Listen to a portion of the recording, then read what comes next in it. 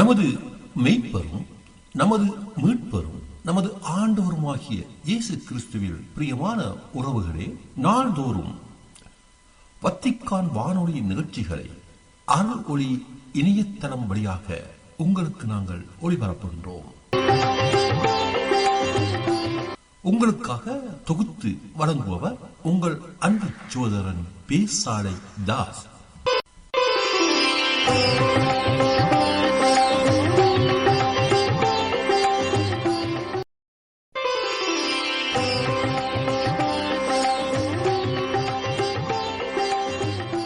லௌதேத்து இயேசுஸ் கிறிஸ்துஸ். இயேசு கிறிஸ்துவுக்கு புகழ். தமிழ் கூறும் நல்லுலகில் வாழும் அனைத்து அன்புள்ளங்களுக்கும் வத்திக்கான் வானொலியின் வணக்கம். இறைவன் உங்கள் உள்ளத்தையும் இல்லத்தையும் தன் அன்பாலும் அருளாலும் அமைதியாலும் இன்றும் என்றும் நிரப்புவாராக.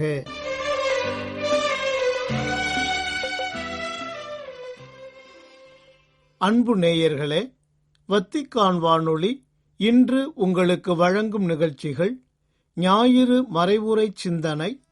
திருச்சிராப்பள்ளி மாவட்டத்தில் 1937 ஆண்டு பிறந்தவர் ஸ்டான் சுவாமி.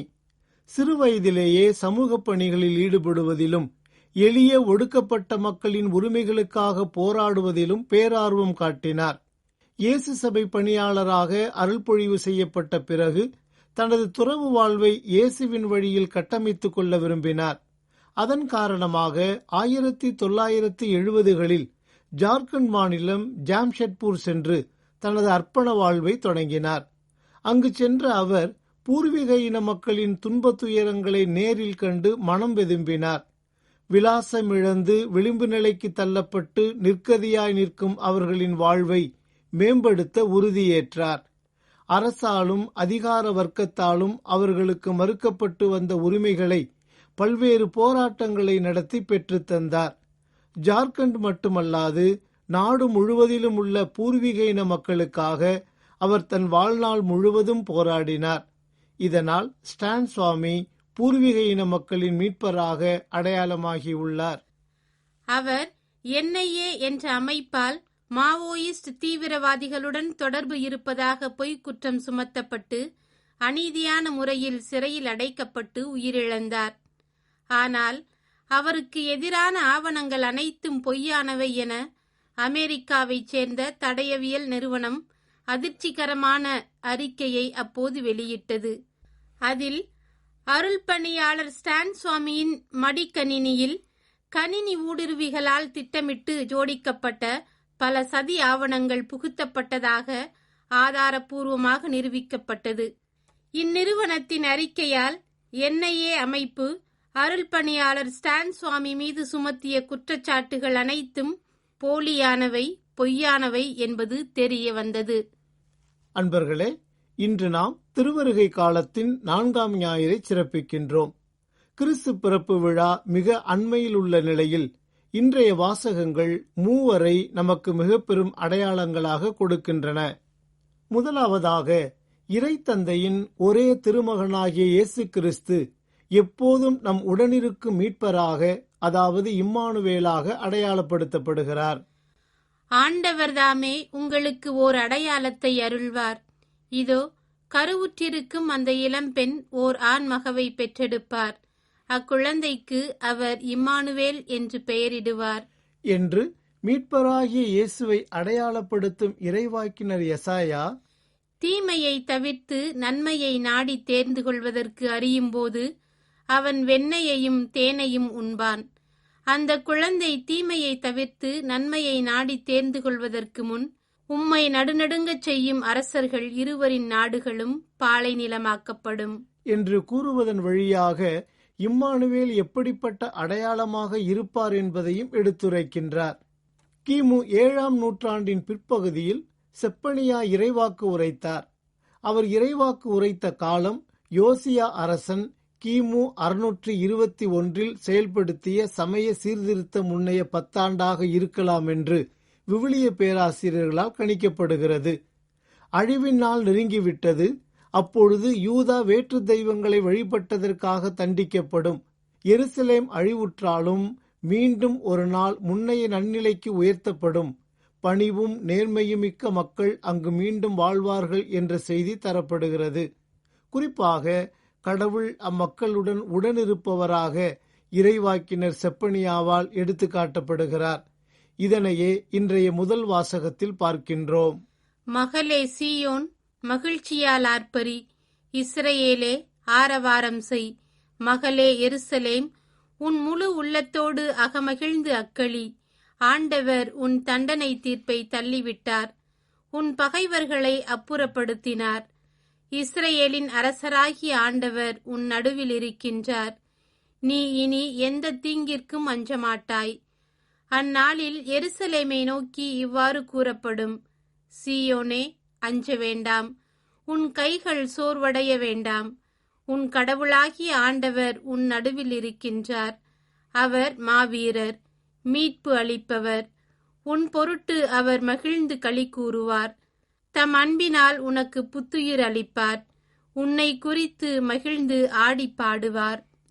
இரண்டாவதாக, கன்னிப்பெண்ணாகிய மரியா மீட்பரின் அன்னையாக அடையாளப்படுத்தப்படுகின்றார்.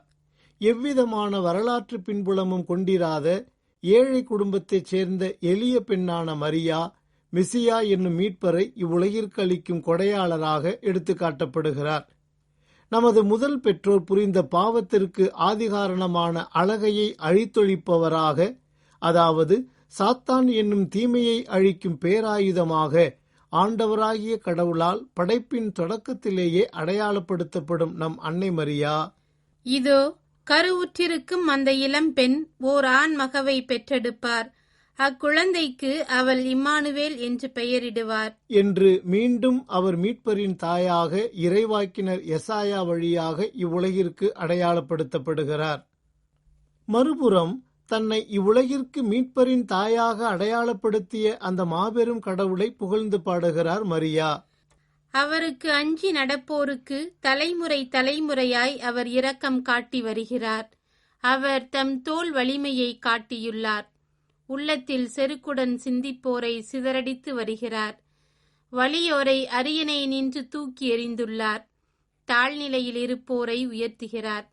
பசித்தோரை நலன்களால் நிரப்பியுள்ளார்.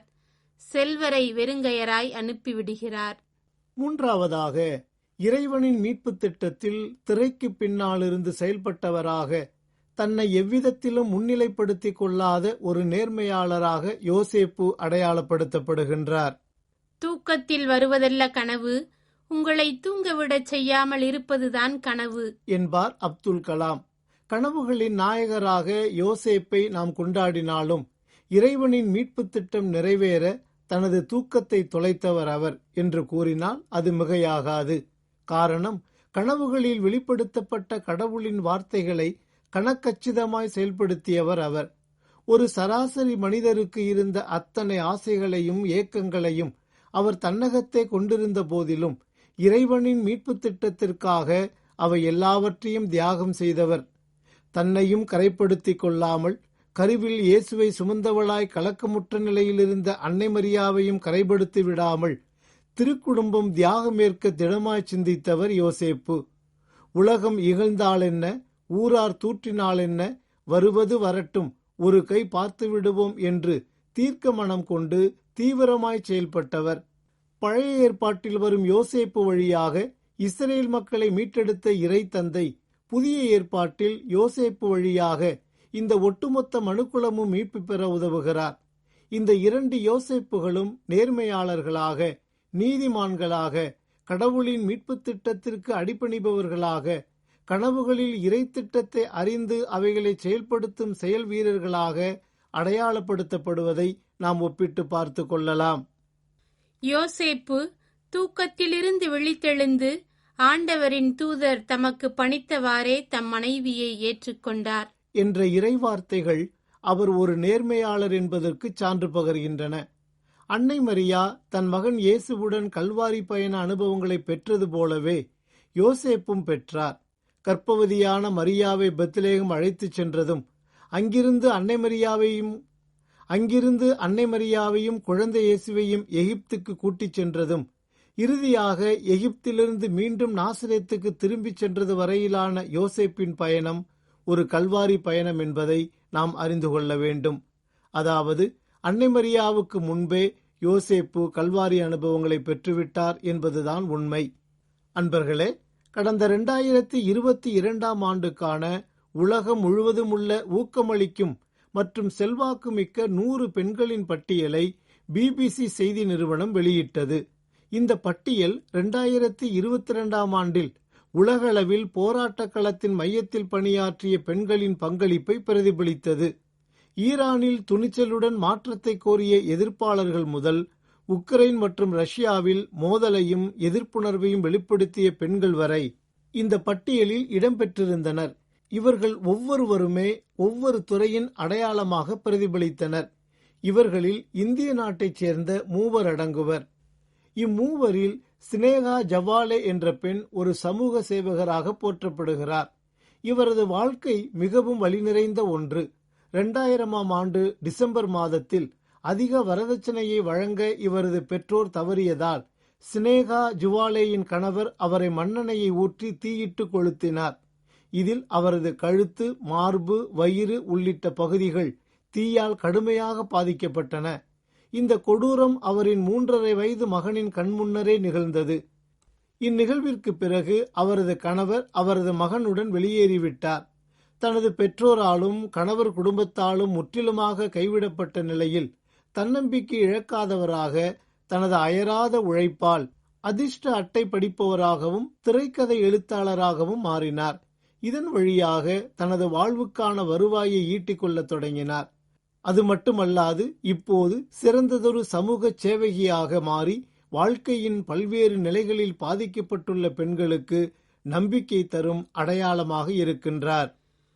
ஒரு கிறிஸ்தவராக எனது அடையாளம் எது? நான் யாரை அடையாளப்படுத்துகின்றேன்? நான் யாருக்கான அடையாளமாக இருக்க விரும்புகின்றேன் என்ற கேள்விகளை எழுப்பி விடை தேடுவோம். பிறருக்கு நம்பிக்கை தரும் அடையாளமாக அமையாத நமது வாழ்க்கை எப்போதும் அர்த்தம் இழந்து போகும் என்பதை உணர்வோம். இந்த கிறிஸ்து பிறப்பு பெருவிழா நாம் பிறருக்கு நம்பிக்கை தரும் உடனிருப்பின் அடையாளமாக திகழ இறையருள் வேண்டி உடனிருப்பின் அடையாளமாய் திகழ்வோம் என்ற தலைப்பில் இன்றைய ஞாயிறு சிந்தனையை உங்களுக்கு வழங்கியது வத்திக்கான் வானொலி.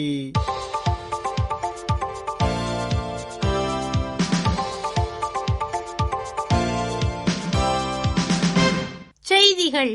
யூபிலி ஆண்டு நிறைவடையும் வேளையில் எதிர்நோக்கு மனித மற்றும் ஆன்மீக வாழ்க்கைக்கு இன்றியமையாதது என்றும் கிறிஸ்தவர்கள் எதிர்நோக்குடன் வாழ வேண்டும் என்றும் விசுவாசிகளிடம் கேட்டுக்கொண்டார் திருத்தந்தை 14ஆம் லியோ.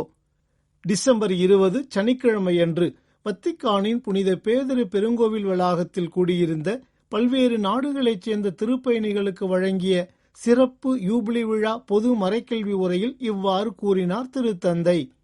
எதிர்நோக்கு என்பது திரு அவையின் சிறப்பு யூபிலி ஆண்டுடன் முடிவடைந்து விடுவதில்லை. மாறாக அது மனித குலத்திற்கு எப்போதும் தேவைப்படும் ஒன்று என்று மொழிந்த திருத்தந்தை, எதிர்நோக்கு இல்லாமல் வாழ்க்கை வாடி வதங்கிவிடும் என்றும், அதே வேளையில் எதிர்நோக்குதான் கடவுள் வழியாக புதுப்பித்தல் மற்றும் புதிய வாழ்க்கையை பிறப்பிக்கிறது என்றும் எடுத்து காட்டினார். எதிர்நோக்கு என்பது உயிரை உருவாக்குவதாலும் கடவுளின் அன்பை பிரதிபலிப்பதாலும் அச்சுறுத்தல்கள் மற்றும் வன்முறையை விட வலிமையானது என்று சுட்டிக்காட்டிய திருத்தந்தை, உலகின் தற்போதைய நிலையை இயேசுவினுடைய வருகைக்காகவும் அவருடைய அரசுக்காகவும் இறையிறக்கத்தின் முழுமைக்காகவும் ஏங்கிக் கொண்டிருக்கும் பிரசவ வேதனையில் இருக்கும் ஒரு பெண்ணுடன் ஒப்பிட்டு காட்டினார். கிறிஸ்து பிறப்பை எதிர்பார்த்து மரியாவை எதிர்நோக்கின் மாதிரியாக எடுத்து காட்டிய திருத்தந்தை, கடவுள் நம்மோடு என்று பொருள்படும் இம்மானுவேல் என்னும் இயேசுவை அவர் பெற்றெடுத்தார் என்றும் குறிப்பிட்டார்.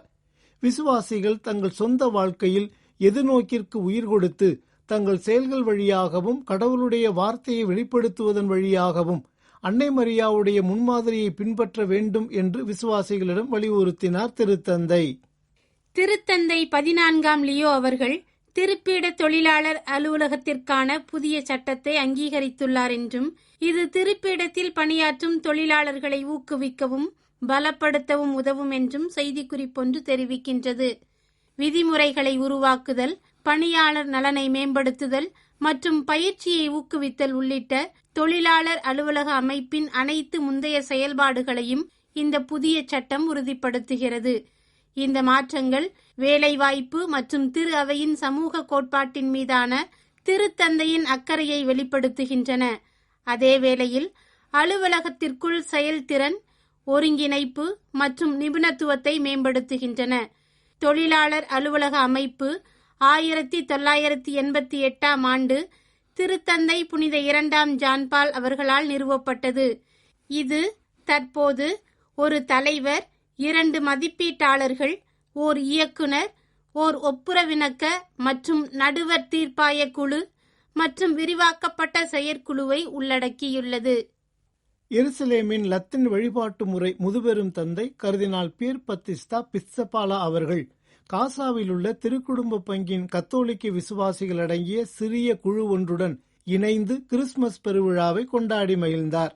எருசலேம் துணையாயர் வில்லியம் ஷெமாலி மற்றும் ஒரு பிரதிநிதிகள் குழுவுடன் இணைந்து பங்கின் நிலை குறித்து மதிப்பீடு செய்யவும், மனிதாபிமான மற்றும் நிவாரணப் பணிகளை ஆய்வு செய்யவும், அருள் பணியாளர்கள் மற்றும் பங்கு மக்களின் தேவைகளை கேட்டறியவும் இந்த மேய்ப்பு பணியை மேற்கொண்டுள்ளார் கர்தினால் பிட்சபாலா. கிறிஸ்து பிறப்பு திருப்பலியை தலைமை தாங்கி நடத்துவது உட்பட கர்தினால் பிட்சபாலா அவர்களின் இந்த வருகையானது காசா கத்தோலிக்கர்களுடன் திரு அவை கொண்டுள்ள தொடர்ச்சியான ஒன்றிப்பை எடுத்து காட்டுகின்றது. மேலும் தொடர்ச்சியான துயரங்களுக்கு மத்தியில் நம்பிக்கை, இறைவேண்டல் மற்றும் ஆதரவுடன் அம்மக்களுடன் துணை நிற்பதற்கான திரு அவையின் அர்ப்பணிப்பையும் அவரின் இந்த பங்கேற்பு உறுதிப்படுத்துகின்றது. காசாவில் பஞ்சம் முடிவுக்கு வந்துள்ளதை ஐநாவின் முக்கிய அமைப்புகளான உணவு மற்றும் வேளாண்மை அமைப்பு, யுனிசெப், உலக உணவு திட்ட அமைப்பு மற்றும் உலக நலவாழ்வு அமைப்பு ஆகியவை வரவேற்றுள்ளன. அதே வேளையில் போரால் பாதிக்கப்பட்டுள்ள அம்மக்களுக்கு உதவிகள் தொடராவிட்டால் இந்த நிலைமை மீண்டும் மோசமடையக்கூடும் என்று அவ்வமைப்புகள் மேலும் கவலை தெரிவித்துள்ளன. போர் நிறுத்தமும் மேம்பட்ட மனிதாபிமான உதவிகளும் பஞ்சத்தை தடுத்து நிறுத்தியுள்ள போதிலும் பசி, ஊட்டச்சத்து குறைபாடு மற்றும் நோய்களின் தாக்கம் இன்னும் நீடிக்கின்றன என்றும் விவசாய கட்டமைப்புகள் பெருமளவில் சிதைக்கப்பட்டுள்ளன என்றும் அவ்வமைப்புகள் குறிப்பிட்டுள்ளன.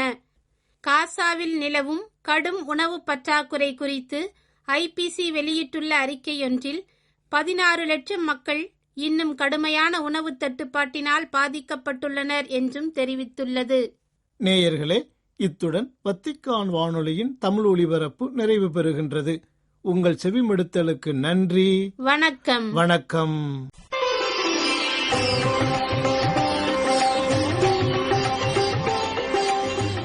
இதுவரையில் நீங்கள் செவியுற்றது வத்திக்கான் வானொலியின் இன்றைய நிகழ்ச்சிகள்.